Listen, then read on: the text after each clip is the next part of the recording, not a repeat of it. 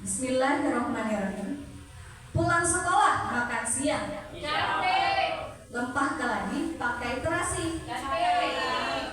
Saya ucapkan selamat siang dalam acara Desiminasi.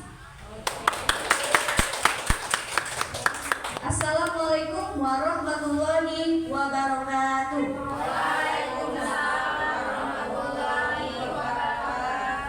Puji dan syukur kita panjatkan atas kehadiran Allah SWT, karena berkat beliaulah Tuhan Yang Maha Esa kita bisa berkumpul lagi dalam acara rencana tindak lanjut rencana pembelajaran berbasis proyek oleh Pak Bagus Dwi Wijaya. Adapun acara kita pada pagi hari ini yaitu yang pertama pembukaan, yang kedua sambutan, yang ketiga penyampaian materi, yang keempat sesi tanya jawab, yang kelima salam penutup. Baiklah, acara pertama kita pembukaan. Marilah kita membuka acara kita pada hari ini dengan melafazkan lafaz basmalah. Acara yang kedua yaitu sambutan oleh Ibu Rusmini. Kepada Ibu Rusmini dipersilakan. Bismillahirrahmanirrahim. Terima kasih Bu Ira. Assalamualaikum warahmatullahi wabarakatuh. Waalaikumsalam warahmatullahi wabarakatuh. Salam sejahtera untuk kita semua. Yang saya hormati Bapak Ibu Guru serta seluruh peserta kegiatan diseminasi pada hari ini.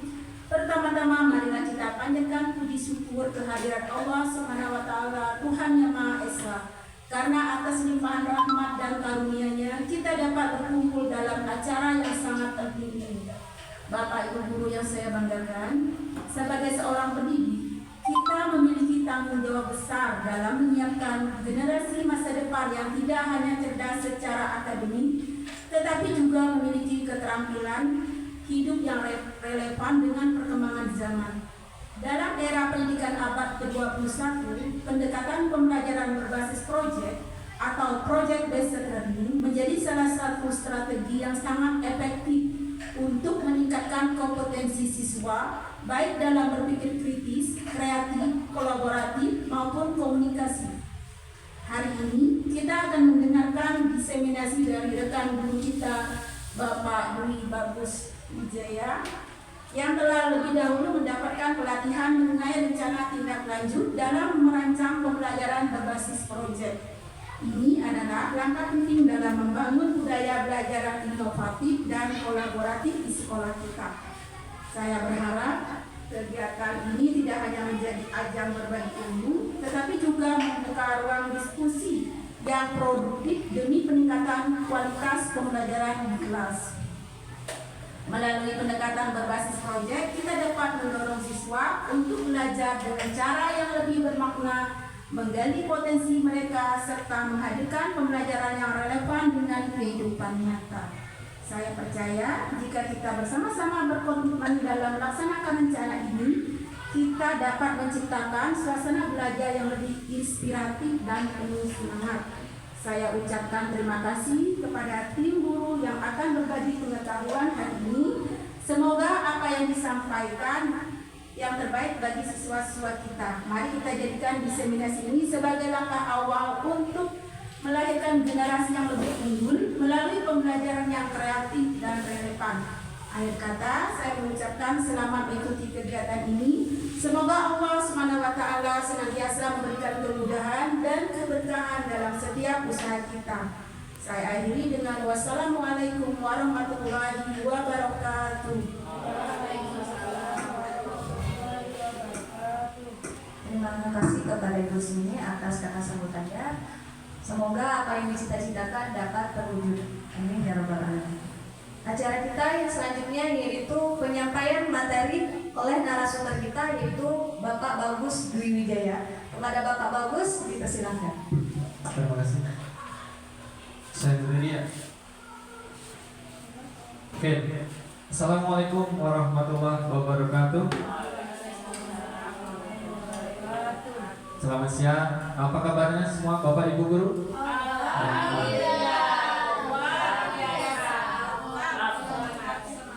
Alhamdulillah ya semuanya keadaan sehat.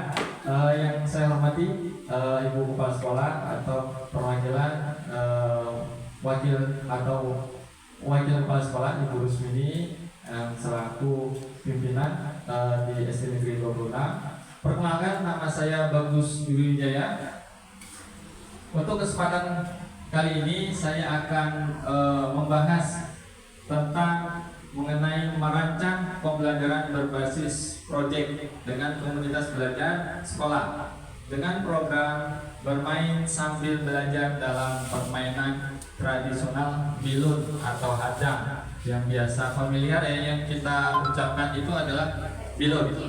Ya, untuk selanjutnya kita semua tahu ya Bapak Ibu, seiring perkembangan zaman, anak-anak kita, anak-anak didik kita ini hampir tidak mengenal yang namanya permainan tradisional.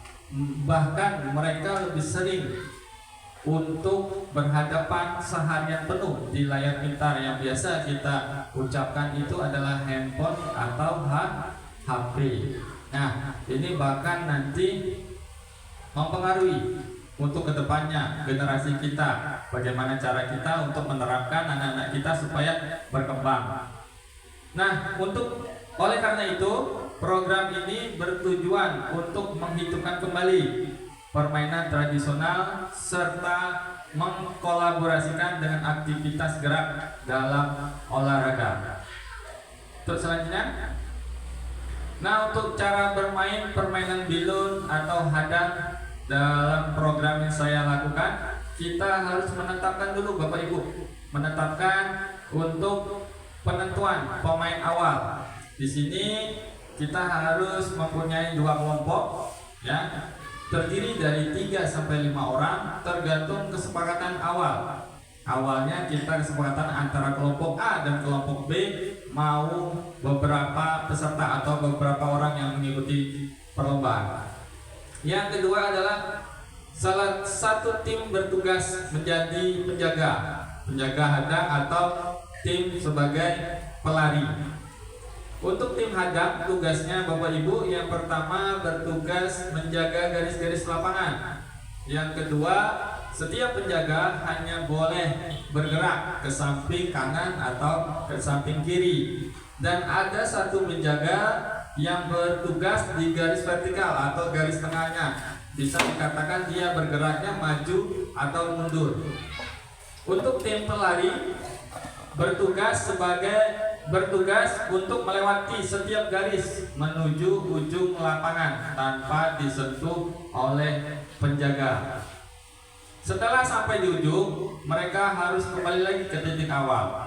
Nah, jadi kenapa harus kembali lagi ke titik awal? Supaya mereka lebih banyak lagi mendapatkan poin ataupun nilai yang mereka hasilkan.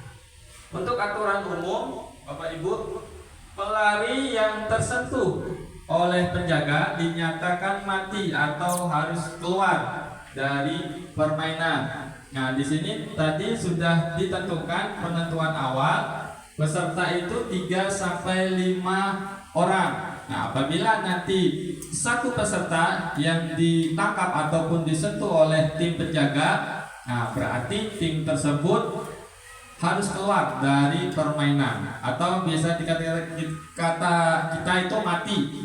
Nah, untuk selanjutnya, jika seluruh anggota tim pelari berhasil bolak-balik tanpa tersentuh, mereka memenangkan ronde.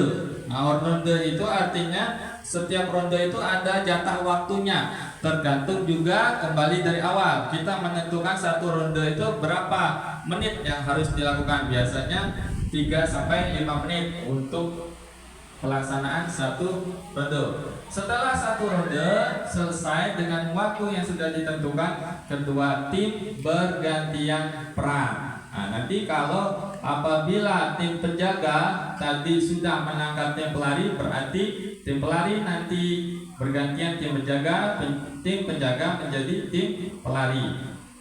Nah, untuk tujuan program yang saya terapkan, Yang pertama adalah melestarikan permainan tradisional dan menanamkan nilai cinta tanah air untuk peserta didik kita ya Bapak Ibu. Yang kedua adalah meningkatkan aktivitas fisik dalam kreativitas anak.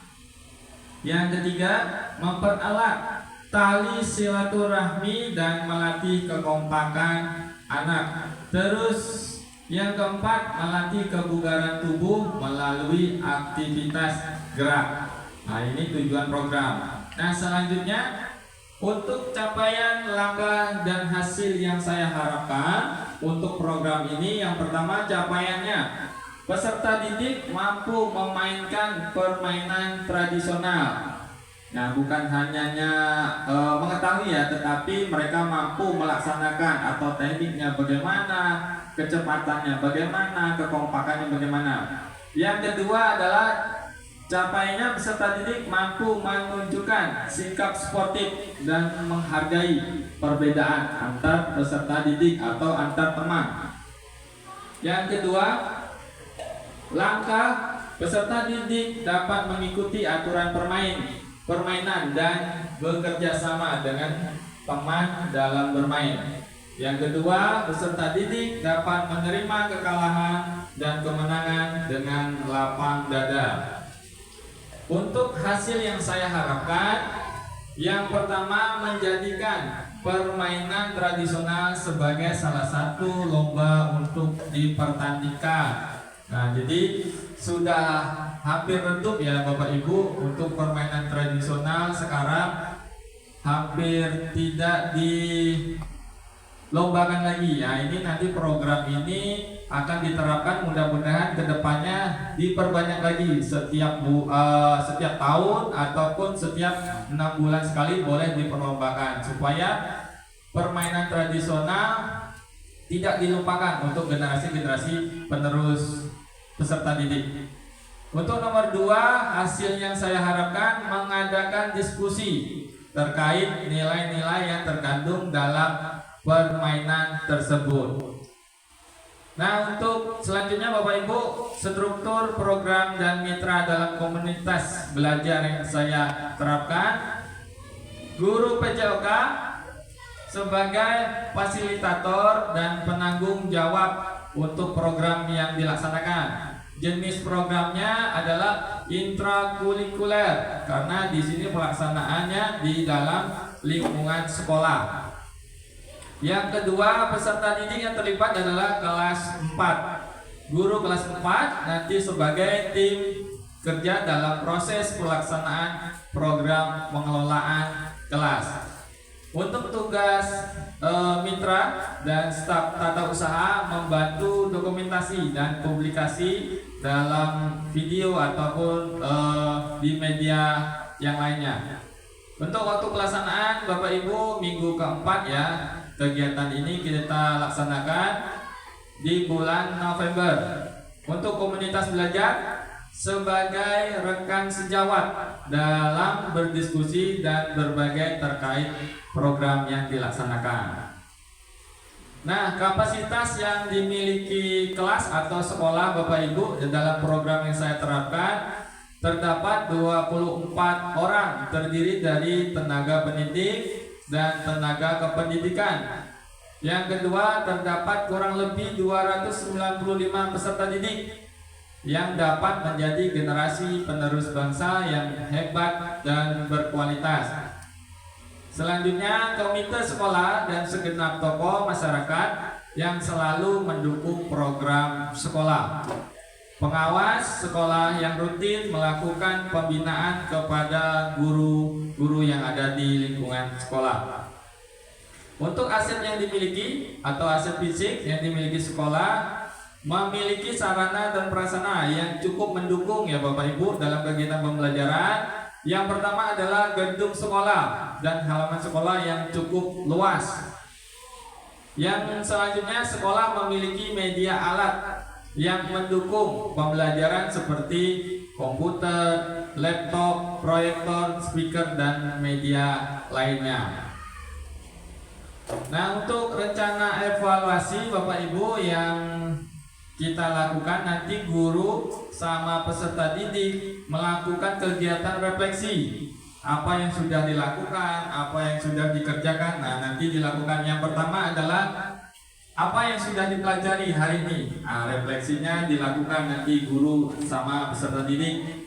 Yang kedua, apa yang ingin dipelajari lagi setelah melakukan permainan tradisional. Yang selanjutnya, apa yang perlu saya tingkatkan? Ya, apa yang perlu ditingkatkan setelah melakukan aktivitas tersebut. Dan untuk selanjutnya, Bapak Ibu, kemungkinan tantangan yang saya dapatkan dalam program ini yang pasti peserta didik belum mengenal tentang permainan tradisional yang menyenangkan.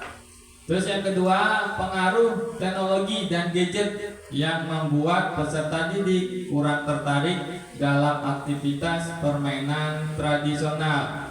Dan yang terakhir, menganggap permainan tradisional adalah permainan yang kuno. Ya, terkadang banyak peserta didik menyampaikan tidak mau melakukan permainan yang tradisional karena kurang modern. Nah, yang modern itu ya permainan gadget, permainan HP, game online. Nah, itu seperti itu. Nah, selanjutnya media alat yang diperlukan. Nah, di sini kita lihat ada list ya, warna hitam dan kuning itu adalah bentuk lapangan ya Bapak Ibu. Bentuk lapangan untuk garis depan biasa diterapkan lebarnya 9 meter, untuk panjangnya 15 meter, dan warna merah itu Bapak Ibu itu wasit untuk pencatat waktu, pencatat skor.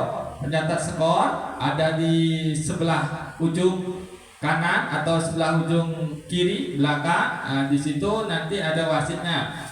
Nanti untuk wasit kedua yang disediakan bendera, ya 2 bendera itu nanti itu bisa dikatakan hakim garisnya. Nah, hakim garis ini multifungsi, ya bisa melihat gerakan pesertanya apabila melewati garis lapangan. Itu ya Bapak Ibu. Selanjutnya, ya cukup sekian presentasi yang saya sampaikan. Untuk selanjutnya, apakah Bapak Ibu ada ingin yang mau ditanyakan? Saya persilakan, dan mungkin juga ada masukan untuk kegiatan program yang saya laksanakan. Boleh diterapkan ataupun ditanya. Kami persilakan. Ya, baiklah Bapak Ibu, ya, kepada Pak Hadi dipersilakan. Assalamualaikum warahmatullahi wabarakatuh. Nama Hadi, kelas 3B, kelas 3B. Mau nanya Pak Bagus, untuk permainan bilung atau hadang ini kan tengah musim hujan. Pertanyaannya, apakah bisa dilakukan di dalam kelas untuk kegiatan ice breaking agar anak tidak bosan? Terima kasih. Oke, langsung dijawab atau ya langsung jawab. Oke, terima kasih Pak Hadi untuk pertanyaannya, sudah menyampaikan pertanyaannya.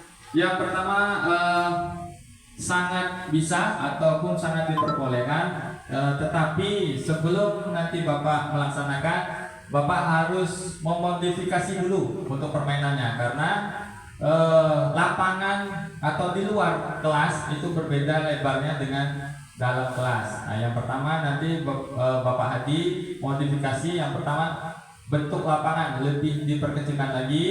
Terus yang kedua adalah jumlah peserta. Jumlah peserta nanti Bapak kemungkinan lebih sedikit, ya lebih sedikit yang dipilih. Terus yang ketiga adalah jumlah waktu setiap ronde. Nah, yang biasanya waktunya 3-5 menit. Nah, tetapi nanti Pak Hadi, karena ini dilakukan dalam kelas dan diterapkan di ice breaking, nah nanti bisa diterapkan 1 atau 2 menit. Nah, tetapi Bapak untuk pelaksanaannya nanti bagi peserta yang tidak dilibatkan atau tidak diikutsertakan, nanti Bapak membuat mereka melakukan aktivitas bisa sebagai wasit atau bisa sebagai pencatat skor. Nah, nanti anak tersebut tidak hanya diam, tetapi mengikut sertakan dalam permainan tersebut. Hanya Bapak nanti menyimak dan berdiri menjadi sebagai fasilitator permainan tersebut. Nah, seperti itu mungkin Pak Hadi tanggapan dari saya. Ya, terima kasih. Pada Pak Hadi bisa diterima jawabannya. Terima kasih kepada Pak Bagus atas jawabannya. Untuk Bapak Ibu yang lain, apakah ada yang ingin ditanyakan lagi? Oke, silakan. Oke, terima kasih Ibu Luna. Nama saya Julie Pasitinja, saya guru agama Katolik. Ya. Saya mau bertanya untuk Pak Bagus. Pertanyaan saya, tadi kan Bapak ada menjelaskan bahwa permainan ini dibagi menjadi 2 tim. Pertanyaan saya, apakah dalam permainan bilun ini bisa pengambilan peserta atau anggota atau kelas? Bisakah kita ambil dari kelas lain? Oh, oke. Terima kasih. Ya, terima kasih Bu Eva untuk pertanyaannya telah menyampaikan. Oke, langsung saya jawab. Untuk pertanyaan yang disampaikan Ibu Eva, yang pertama Ibu harus menentukan dulu Ibu menerapkan tujuan melakukan permainan tersebut. Nah, misalkan contoh seperti kalau misalkan menerapkan mengikut sertakan peserta dengan tujuannya bekerja sama sesuai dengan kelas, berbeda kelas ya, atau mengkelompokkan peserta didik untuk mendidik supaya bisa bekerja sama, terus melakukan kegiatan tersebut dengan aktivitas yang berbeda, bisa diterapkan. Tetapi kalau misalkan kegiatannya seperti kegiatan Bapak Hadi tadi ya, itu lebih menuju tujuannya lebih meningkatkan antusias dan semangat untuk belajar. Nah, jadi lebih difokuskan ke dalam satu kelas. Tetapi kalau berbeda kelas, kalau menerapkan untuk bekerja sama kepada setiap peserta didik, boleh kita terapkan berbeda kelas. Ya, mungkin itu jawaban dari saya. Mungkin untuk Bapak Ibu ada tambahan? Adakah tambahan dari pertanyaan guru-guru kita dari Bu Eva tadi? Ada? Cukup? Cukup kepada Ibu Eva, bisa diterima jawabannya? Kita lanjutkan. Ada yang mau ditanyakan lagi, Bapak Ibu? Mungkin cukup? Cukup. Oke. Terima kasih kepada Pak Bagus selaku narasumber yang sudah menyajikan materi yang sangat bermanfaat untuk kita. Sebelumnya kita akan menunjuk satu orang perwakilan guru untuk penutup atau kesan dan pesan terhadap tindak lanjut yang diberikan oleh narasumber. Kepada Ibu Yuni, dipersilakan.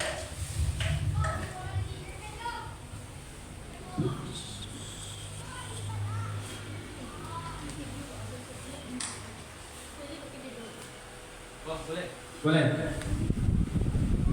Ya?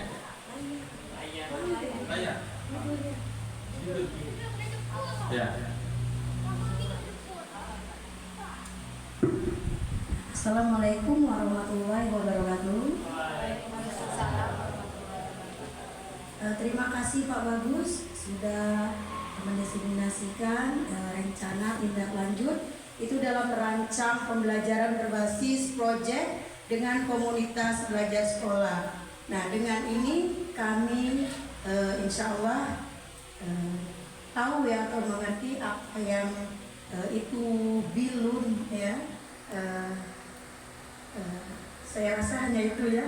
Terima kasih sekali ya Pak Bagus sudah berbagi dengan kita semua. Ibu akhiri, wassalamualaikum warahmatullahi wabarakatuh. Ya, terima kasih untuk menyampaikan pesan dan pesan.